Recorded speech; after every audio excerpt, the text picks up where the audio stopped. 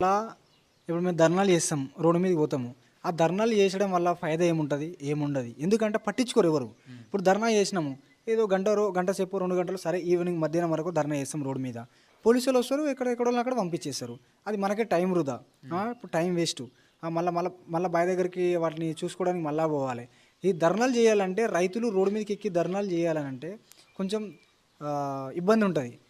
మేము ఒకవేళ రోడ్డు మీదకి వచ్చి ధర్నా చేసినా కూడా మమ్మల్ని పట్టించుకునేటోడు ఎవడూ ఉండడు. ఇప్పుడు ఇంక్లూడింగ్ ఇప్పుడు నేను సింపుల్గా చెప్తున్నా. ఇప్పుడు మీరు నా దగ్గరకు వచ్చి ఇంటర్వ్యూ చేస్తుర్రు. ఈ వీడియో చూసే వాళ్ళు ఉంటారు చూసినావా? ఈ వీడియో చూసే వాళ్ళే మాకు సపోర్ట్ చేయరు. అలాంటప్పుడు ప్రభుత్వం కానీ ఇంకెవరైనా సపోర్ట్ ఎట్లా చేస్తారు మాకు? కొంచెము ఇప్పుడు మీ మీడియా వాళ్ళు ఉన్నారు, ఇప్పుడు యూట్యూబ్ ఛానల్ వాళ్ళు ఉన్నాయి. యూట్యూబ్ ఛానల్ వాళ్ళు మాలాంటి పాడి రైతులని వీడియోలు తీసి మా బాధని తెలుసుకొని చెప్పుర్రి.